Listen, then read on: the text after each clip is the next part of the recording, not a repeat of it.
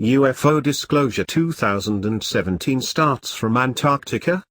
New breaking information comes forward from Dr. Michael Salla and Goode. A multinational effort to excavate key regions of Antarctica in search of artifacts from a flash-frozen alien civilization created by refugees is destabilizing the continent's massive ice shelves, according to secret space program whistleblower Goode. He furthermore reveals that secret military bases in Antarctica are using some of the artifacts for weapons development in violation of the 1959 Antarctic Treaty, which stipulates that the continent's resources will be only used for scientific purposes. Disclosure of the Antarctica ruins is still imminent, Goode reports, as a number of key variables impact on when and how much is to be revealed to the world about the discoveries while maintaining secrecy about the ongoing military programs to weaponize alien artifacts. Goode shared additional details about the Pre-Adamites civilization. The extraterrestrial civilization, identified by him as Pre-Adamites, first arrived 55,000 to 60,000 years ago and established outposts all over Antarctica, which notably has a land mass almost twice the size of the contiguous United States. He described them as standing approximately 12–14 feet in height and possessing elongated skulls. Goode also described how they created a hybrid species, Homo capensis according to anthropological classification, which became ruling elites, or demigods, in ancient South American, Asian and European societies. Pre-Adamites had established their main base right over ancient builder race technology, which included a stargate, or wormhole device very similar to that depicted in the popular science fiction show, Stargate SG-1. This is an example of a soft disclosure in which the US Air Force took the lead in revealing key elements of the technologies developed by the ancient builder race, who had established a travel grid throughout the galaxy using traversable wormholes hundreds of millions, if not billions, of years ago. When the Pre-Adamites first arrived in Antarctica, they quickly asserted control through their advanced technologies over this area populated by human settlements at the time. With their advanced medical technologies, the Pre-Adamites then began many genetic experiments, and created hybrids that became a servant class.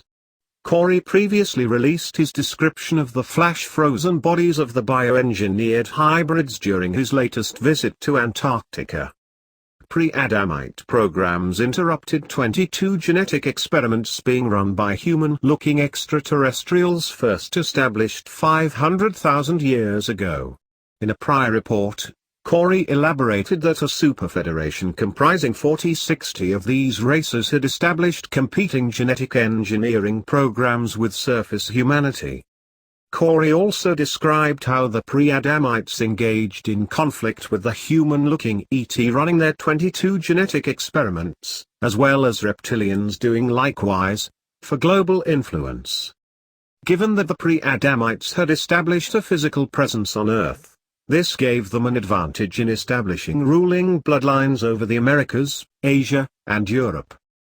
At the same time, humans who had escaped into the Earth's interior to avoid multiple surface catastrophes monitored how the different extraterrestrial races competed against each other for influence and power over surface humanity who was still recovering from global catastrophes.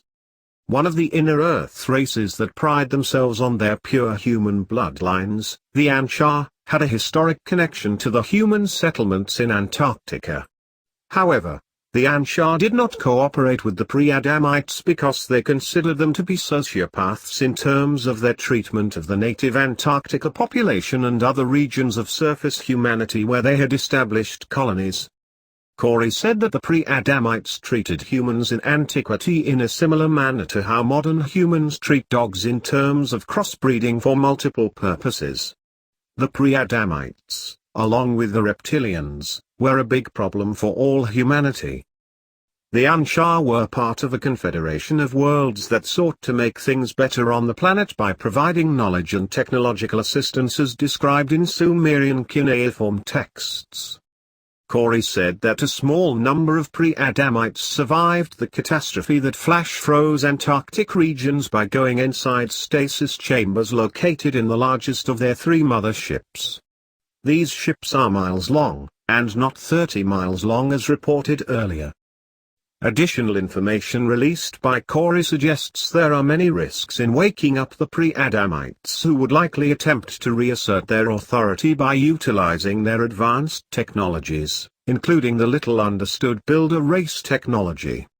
Here, Corey adds, the groups in charge of these excavated locations are taking precautions, mini nukes with deadman's triggers, in case these beings become hostile. This leads us directly to the secret excavations currently underway of the pre-Adamite spaces and ships. Secret Antarctica excavations. Corey disclosed that excavations are occurring in multiple places in Antarctica by different nations, which in some cases are in direct competition to get the most advanced technologies. The goal is to eventually disclose some of these, but many technologies, especially those that are clearly extraterrestrial in origin, will not be released, at least to begin with. Corey said that all the nations involved in the Antarctica excavations are capable of making a disclosure announcement on their own, but they are all participating in negotiations to do so in a coordinated manner. Corey thinks the Antarctica disclosures will begin in tandem with prosecutions of the elites involved in pedophilia, human trafficking and other crimes, which includes the blackmailing of leading politicians, academics, industrialists and military officials. He says that the recent Trump administration action to sack 46 district attorneys was due to their inaction in moving forward with such prosecutions. Alternatively, the Russians, the Chinese, or smaller nations could begin the Antarctica announcements, if negotiations drag out and the US fails to move forward.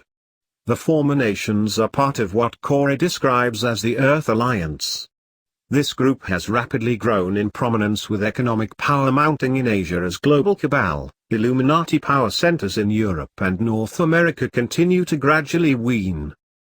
Military bases in Antarctica and weaponizing alien artifacts. Corey points out the major violations occurring in terms of breaking the Antarctic Treaty, which prescribe the weaponization of Antarctica. Antarctica shall be used for peaceful purposes only.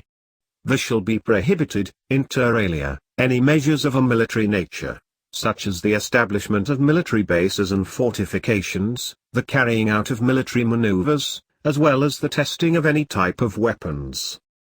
Furthermore, Corey points out that the R&D installations are highly against the Antarctic Treaty that states no weapons will be tested or developed in Antarctica.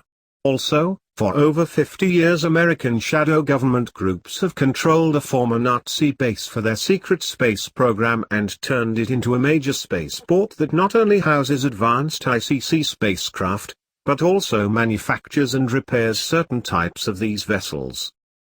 These Antarctica bases form an Antarctica version of Area 51. Significantly, Lockheed Martin, the same corporation that helped establish Area 51 as a secret aerospace development facility in the mid-1950s, was in 2011 given a $2 billion contract to manage Antarctica operations for the National Science Foundation. This suggests that Lockheed Martin is using its National Science Foundation contract as a cover for a highly classified and illegal aerospace weapons development program in Antarctica's Area 51. What Corey reveals above is indeed a violation of the Antarctic Treaty, which also states in Article X.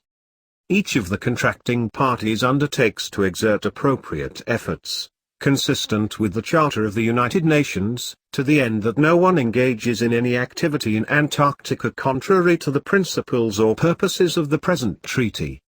This is where provisions in the Antarctic Treaty become problematic, since there are a number of non-signatory groups that operate military bases in Antarctica. Corey explains.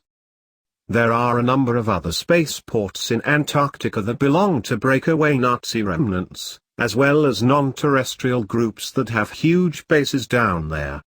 It is not just the reptilian, as has been reported in the past. The reptilians inhabit giant caverns in western Antarctica. This situation clearly creates problems once a group like the Cabal, shadow government, military begin cooperating with one or more of the non-treaty parties operating in Antarctica in developing advanced weapons systems. Corey says that revealing the extent of military activities in Antarctica will make some alliance people very happy and a lot of the negative human groups very worried. This is a major violation of that treaty that could have huge ramifications. We are already amidst a shadow civil war that is in extreme danger of becoming an overt civil war that some plan to lead into a world war as a last-ditch effort to depopulate the planet, and consequently reassert their control over the survivors. The negative groups have never been so close to defeat. In closing, it is important to emphasize that ongoing scientific excavations of the Pre-Adamite civilization has enormous implications for the planet. The alien artifacts, which include Pre-Adamites in stasis chambers, are highly sought after by various groups. Some want to use these artifacts to disclose a sanitized version of an advanced human civilization that was flash-frozen in Antarctica to kickstart the world economy, and arguably act as a distraction from upcoming criminal investigations.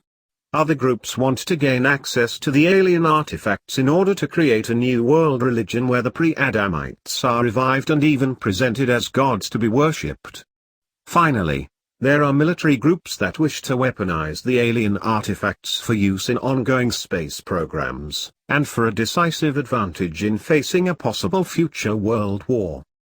Despite these contentious situations, it is important to focus upon the best possible outcome, and as Corey states, the negative groups have never been so close to defeat.